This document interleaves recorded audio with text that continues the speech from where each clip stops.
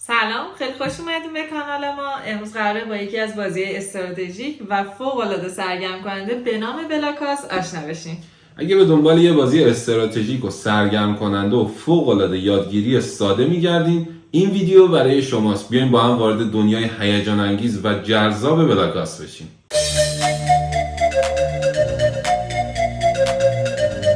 بلاکاس یه بازی تخته‌ایه که برای 2 تا 4 نفر عالیه. البته که شما میتونید تکی هم بازی کنید. توی این بازی شما 21 قطعه رنگی دستتون دارین که باید وارد این تخته کنید به نوبت و باید حواستون باشه که بیشترین فضای ممکن رو با اون 21 قطعه رنگیتون به دست بیارید. قوانین بازیش هم خیلی ساده است. قانون بازی کلاً یه قانون اصلی داره این بازی. اونم اینه که هر تیکه‌ای که قرار میدین داخل صفحه بازی باید برخورد داشته باشه با تیکه قبلی، اونم از یک گوشه، یعنی کامل با هم همسط نشن، از یک گوشه با هم در ارتباط باشن. حالا هر قطعه‌ای که باشه فرق نداره، فقط باید با یکی از قطعه‌های قبلی خودت ارتباط داشته باشه. دقیقاً.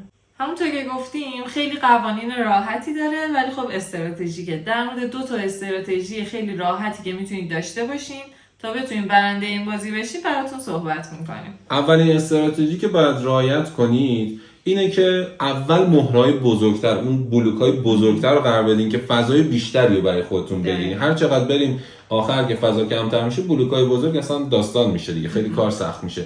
استراتژی دوم که باید خیلی حواستون باشه که من خودم نمیدونستم، دفعه اولی که بازی کردم دوچارش شدم، اینه که از کنارا حرکت کنید. سعی کنید اول گوشه‌های زمین رو برای خودتون بگیرید. هر کی میره اول احتمالاً وسوسه میشن وسط بازی رو بگیرن. این بازی از اونایی که وسط بازی رو بگیری یه ذره داستان میشه و کارت سخت‌تر میشه. پس این 2 تا استراتژی رو توی بازی حواستون بهش باشه.